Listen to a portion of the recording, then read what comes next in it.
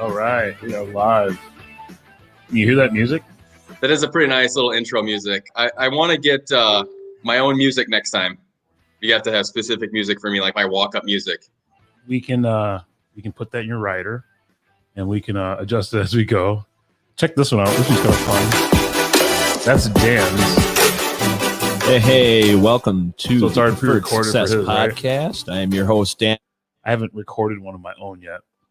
That's the next level. Has anyone ever asked you, you go to a baseball game and you hear the walk-up music and you're like, oh yeah, that sounds cool.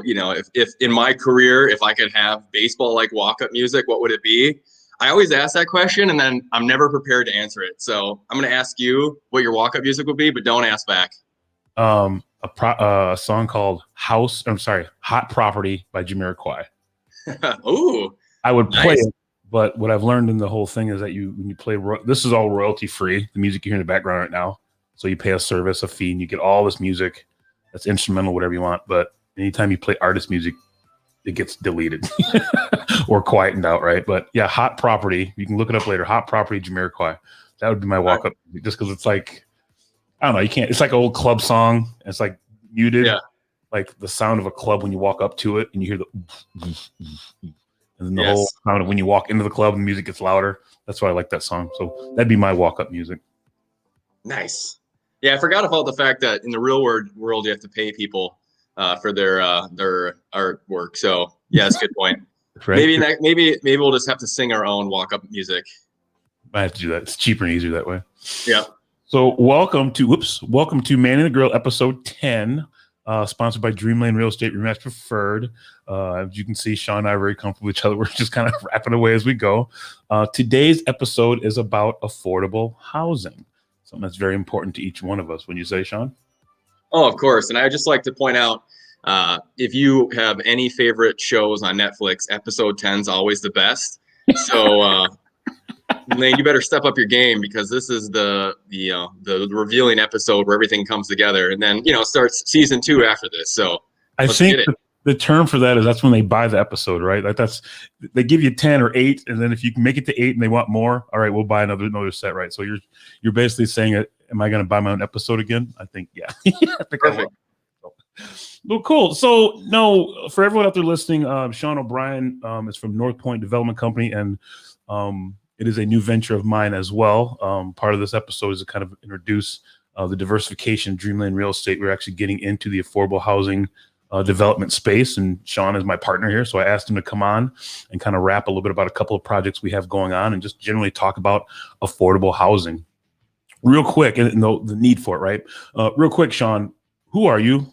How did you get to this affordable housing space that we find ourselves in now? No, I appreciate that. Thanks again for having me.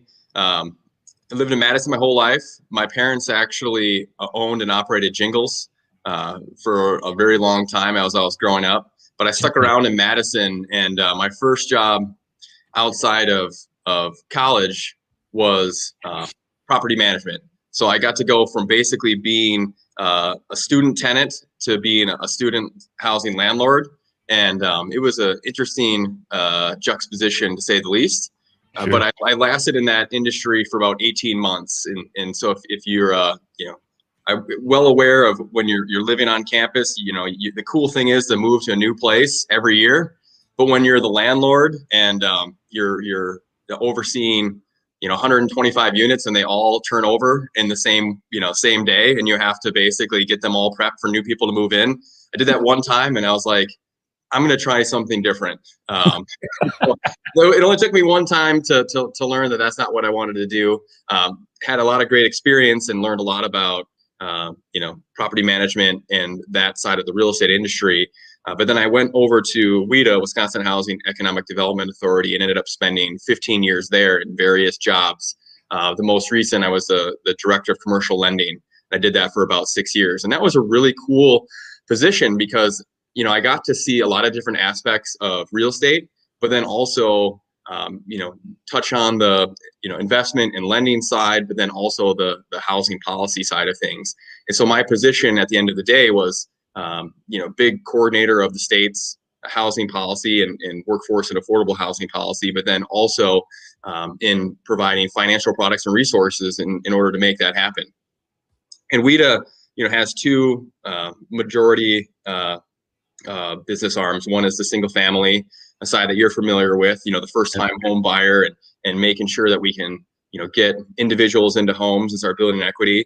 But they also have resources and loan products that are for developers and owners who want to, provide rental housing and set aside a portion or majority of those units at capped rent levels where people would deem them affordable for their incomes. And so there's just a handful of different products and programs in that space. And the cool thing was I got to kind of take the lead on all of those for a nice period of time. And so about a year ago, after working at WIDA, like I said, about 15 years, I decided to join one of my customers at the time, Northpointe Development Corp, and switch from the lending and allocating side over to the development side. And so, it's been really awesome to work with you and kind of get into this space. But, as we kind of joke about all the time, is I'm learning a lot of this stuff, as I go as well. At WIDA, people would package up these projects and they'd bring it to me with a nice bow tied on it. And then I'd say, okay, here you go. Here are your resources. And now I'm the one having to put the projects together. And, we are. And I'm just kind of, now learning all that goes into it when I'm just used to seeing these, like I said, nice packages to how do they get there. And so it's been a nice journey over the last about 14, 15 months that I've been outside of WIDA and at Northpointe Development, kind of, putting all that together. And it's been exciting and I've learned a ton so far. Well, yeah, I appreciate you taking time and considering me. So for those out there listening, Sean kind of courted me, I guess. Right. I spent 3 years on the Fitchburg Planning Commission. And where I wanted to go when I started DreamLane Real Estate was I wanted to get into the development side somehow, some way. I put a target of 8 years on it, get comfortable in the real estate space, build a business, maintain a database that was producing. And then I wanted to kind of go for that development side. And in my head, that was always going to be me and some money, some partners, buy a parcel and go through the process, curb and gutter, utilities, easements, et cetera, et cetera. Sean came to me with this idea at the end of my term as a plan commissioner. And this was actually perfect. In the 5 years I've been selling real estate, 62% of my business is either, and I always say this in my spiel, right? 62% of my business is the bookends, the kids trying to get their first house, the first timers, the early, the first time buyers, or the maturing seniors that are trying to find a place to live that fits in their budget. And both those are very important to me. My mom is that aging senior. My sister and I just went through that process 2 years ago. Actually, we've been going through it for longer than that. But when we moved her to Florida, we really went through it because she didn't know what she was going into before, right? And so, finding the places that fit her. She wasn't full assisted living, I call it, but I kind of wanted, right. I don't want an eye on her all the time, but I want an ear near her kind of thing. And fitting within her budget was a challenge. It was actually really challenging. So when we talk about senior affordable housing, it really hits home. I totally get it, right? That was always one of the platforms I championed when I was on the plan commission. So long story short, Sean entertained me. I took the job. I need to diversify. I really enjoy it. And I have been learning. I've said it a couple times and you've heard me say this. I'm drinking from a fire hose, literally drinking from a fire hose, because residential real estate, kind of like you were saying, right? When you say they bring the package to you, it's all pretty bow. Residential real estate's very cut and dry. Here's the property. Here's the size. Right. Here's how it gets water, how it gets sewer, how it gets, septic, whatever. Commercial, not. Here's a bunch of stuff that could happen here. How do we make that happen, right? And right, the different groups, and we're going to talk about one of them today. I'm still mystified when you explain the ONO project to me and about having to move the house and keep it on property. Like, wait, what? How does that work, right? And so it's exciting world. It's a great way to diversify, and I just want to publicly tell you thank you for the opportunity. I really appreciate it. Look forward to working and learning from you and Cal and Andy as we go along the way here. No, and I think it's great. I mean, you kind of hit the nail on the head with the bookends, right? So whenever you're sizing someone up for a house, how do you approach that, right? Like you go and say, well, you're going to have to get your loan, and your loan is going to be sized to what you can afford affordability being 30% of your income. And then that's the amount of money you should be spending on housing, right? So affordable housing or workforce housing is the same theory, is setting that rental or housing situation to a level that someone can afford. And if you're paying 30% of your income towards your housing, you're able to have a higher quality of life and be able to spend money on other things. And there's so many people in this state, in this county, Dane County especially, that are paying more than 50% of their income towards rent. Right. And so, every community is different. Going back to setting the housing policy for the state of Wisconsin, every community is different. Needs are different throughout the state. But the housing programs can make a really big difference on people's lives. And if you're, like I said, if you're spending, just 30% of your income on that rent or on that home payment, you're able to save money and put other money towards, recreation, books, school, just other things in life that we, all, come to expect and want. So yeah. I think it's great. And it's really nice. Again, going back to WIDA, I had the opportunity to see a lot of projects come to fruition over a short period of time. And so now kind of switching to the developer side, it's a little bit slower of a process. We've been working on some of these projects that we'll talk about for over a year now, and still trying to get to that next step of, is it going to actually move forward and become somebody's home? Right. Well, and like you were saying, selfishly, right? I want people to buy houses. Right. Around here, it's very difficult for someone to get that. My first house was $86,000. I remember it like it was yesterday. Payment was $571.12. It was on Grand River Avenue in East Lansing, Michigan. Had a double lot, beautiful perennial garden, 2-story, Cape Cod, built in the 20s, right? The type of thing. It's very popular. Right. And now kids are paying $2, $30, $40, $50 for those. And oftentimes you got to go over asking. If you take a step back, how do you prepare someone for that? How do you prepare someone to make that first move? And you remember buying your first house, right? How nerve-wracking it was. And this is the most amount of money you've spent on anything in your life.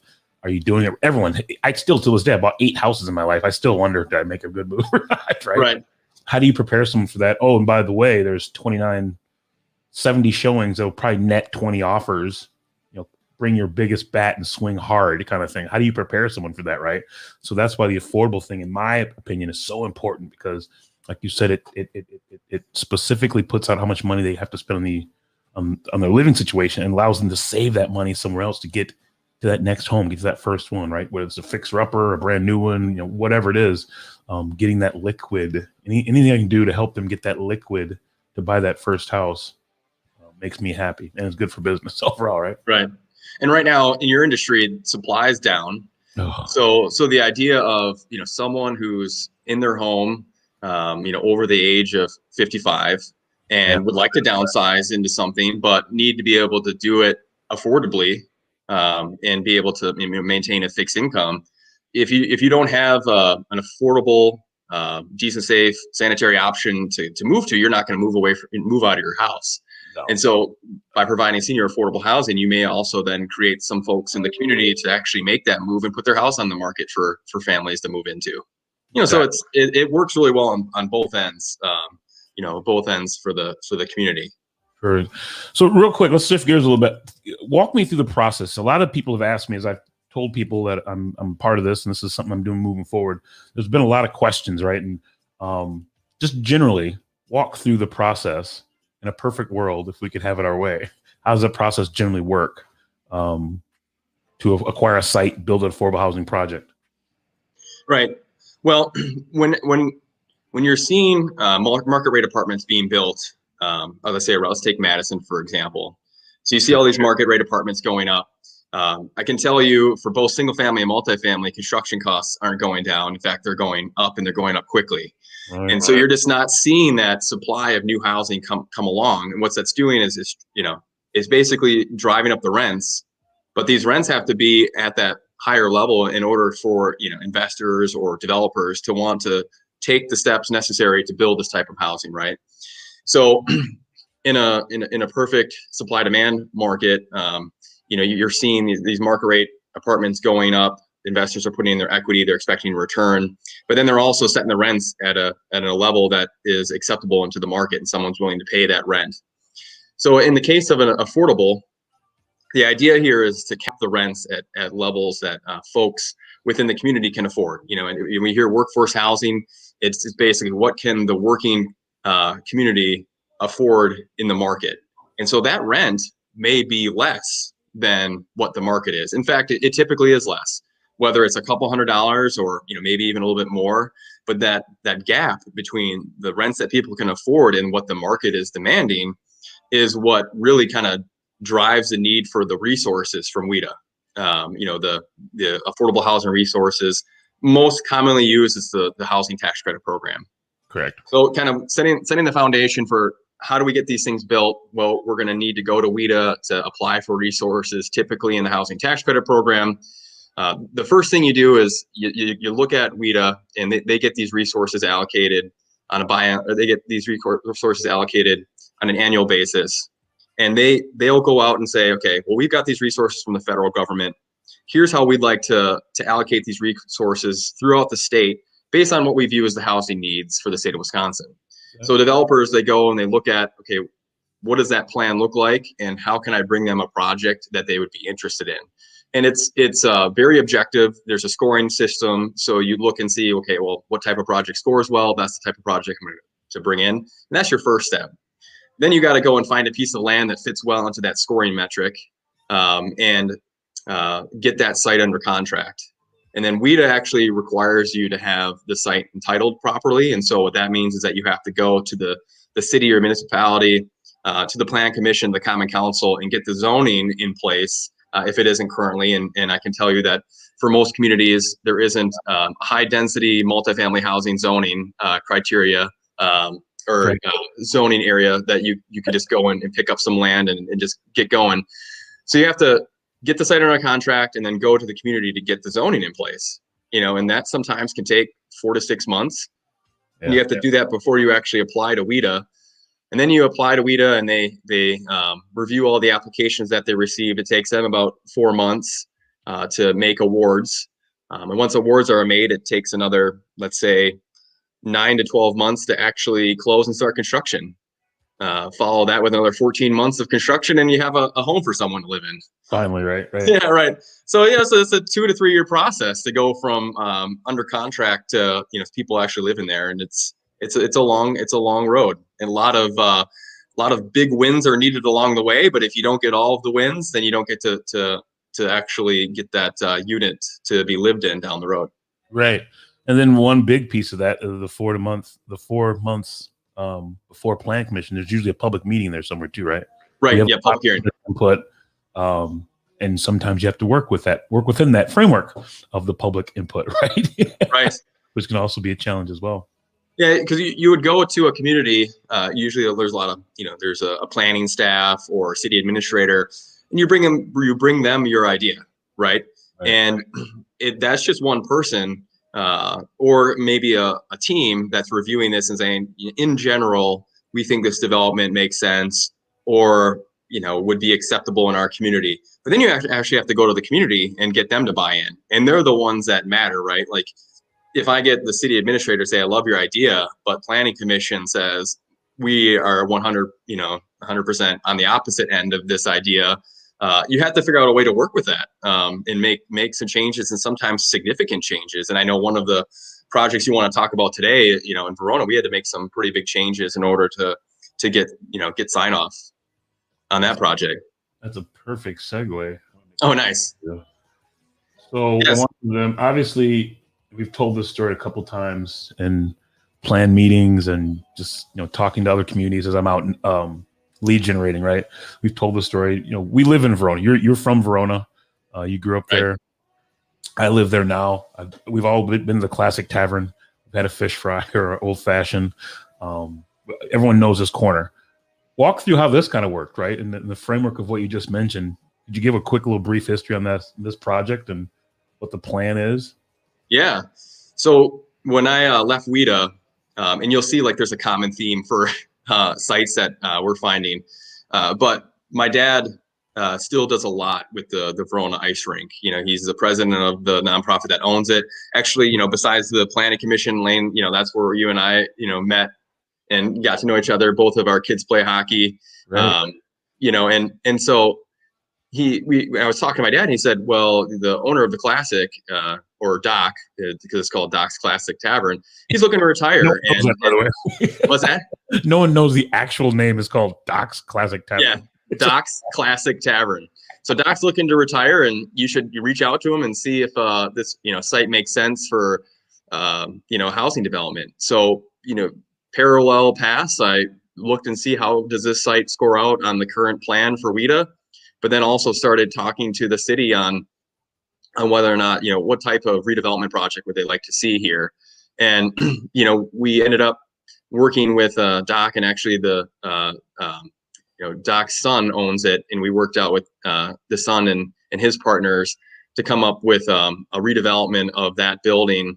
And actually, the city had said, hey, it'd be great if you talk to Old National Bank, they're around the corner, and just see if they'd be interested in being part of this, because we want to see both sites redeveloped, and it may be a better project if you got the bank involved. And so we reached out to the bank. One of my partners has done some work with Old National Bank in the Fox River Valley region, and got a great response. They wanted to be part of this development. They want to actually anchor themselves on that corner. So you can see on this rendering that they're going to be that bank space on the front corner of Verona Road and Rita Ave, and they want to be there for the next 30 years. And so they're willing to sell their property. And what's crazy is they're going to actually set up like a job trailer where they're going to have their bank operate out of for the 12 to 14 months that we're doing this. Sure. But the commercial component was a big piece to getting this project approved with the city. One of the big changes that we had to make was originally we had proposed a 4-story plan.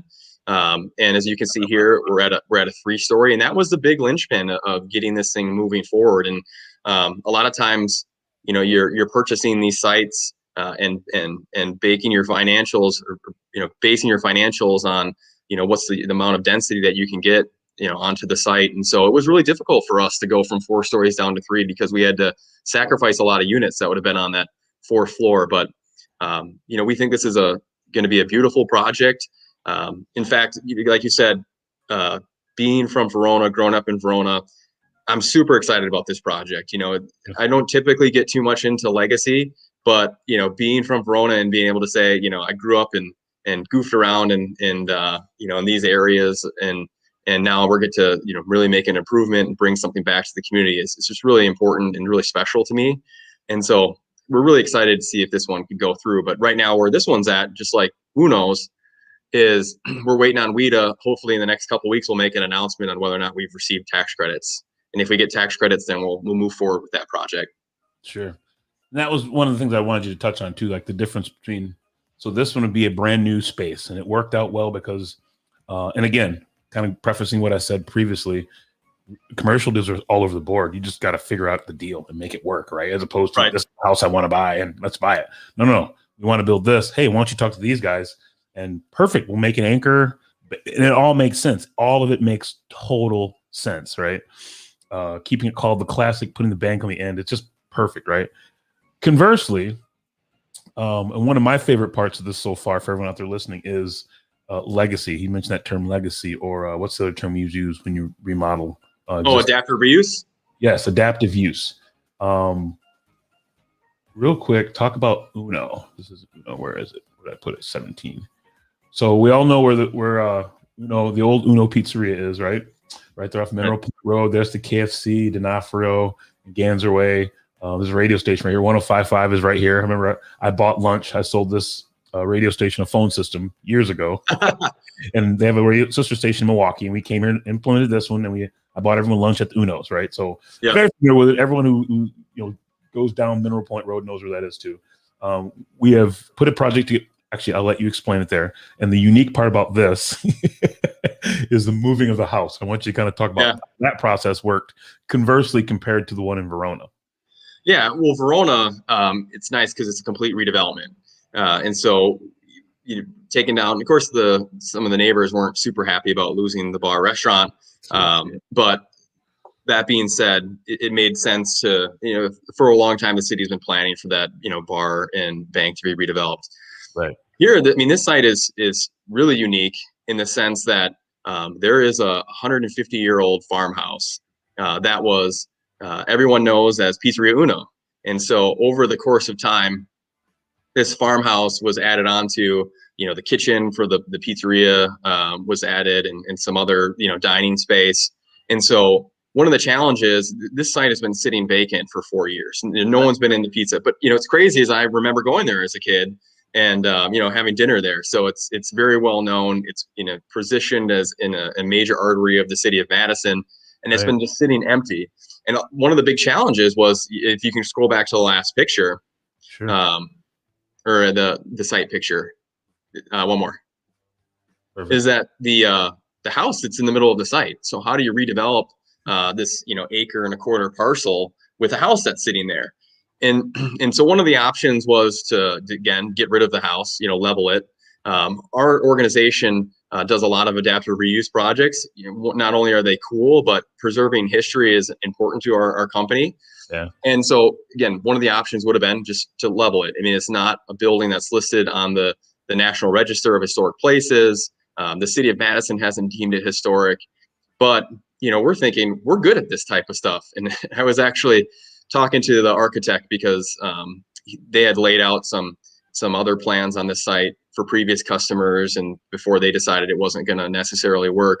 And so I go, is it expensive to move a building? And he says, oh, it's not too bad. But then he said, but it's not my money. so I don't know what that means. Well, I guess we're going to find out, as we continue to move along. Sure. But the idea here is to basically strip the house back down to its original size, and we can maintain the house and actually make it a pretty cool community space. So the old farmhouse will be stripped down. We're going to move it to the front of the site. We're going to have the community room, the play areas, the management office and supportive service office all in that building. And then we're going to basically use the rest of the site, to build a new housing building, and 4 stories. I think this one was 61 units in total. Right. But what's really neat about this is, again, it sits on top of the hill. It's an old farmhouse on top of the hill, and it's going to have gorgeous views, the entire west side of Madison, all the way to the downtown. But then we're also going to have some nice play areas that I think the kids are really going to enjoy. Nice, safe, fenced play areas, but kids can play up near Mineral Point Road and kind of hear the hustle and bustle of what's going on in the street, but also be able to do that safely. And I think this one's going to be pretty unique. Oh, totally. And they're both, one of the things I really like about both projects, the Verona project and this one, is in theory, you should be able to get to K through 12 incredibly easy. I know Verona, you can get to K through 12 walking. This one, They have to deal with Mineral Point, but there's a couple crosswalks there that they can get to middle and high school just down the street. And I think the elementary school will be towards the southeast side of it. But regardless, for those young families that need affordable housing, both these projects set up well for what they're looking for down the road. Yeah, this one, I mean, for the Verona project is on Verona Road, a ton of amenities really close. Everything that you're looking for, banking, food, healthcare, all within walking distance. The unique thing about Uno's is not only is there one of those amenities, there's 2 or 3. Right. There's 3 bus stops within 400 feet. The new rapid transfer system that the city of Madison's putting in, the rapid bus transfer system, transit system, is going to be less than a quarter mile away. All the schools are within a mile.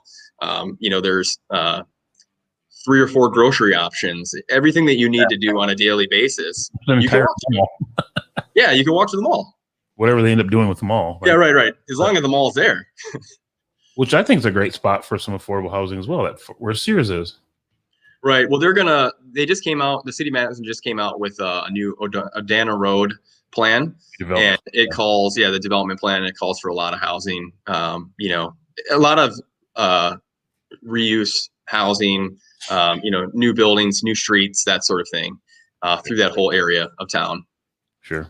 Which is expected, right? Right. Same thing for over by the Land Energy Center for years. Been proposing all new concept for that whole Yes, right. area, connecting it to the lake, getting it through the park, et cetera, et cetera. So you can never stop developing. So no, man, that's awesome. I still, when you told me that, I still remember the day you're like, yeah, we're going to move this house. And I'm like, what? Yes, Wait, it's going to happen. It's going to be awesome. And we're all going to get bricks that we'll get to keep from 150-year-old bricks that will do little describing.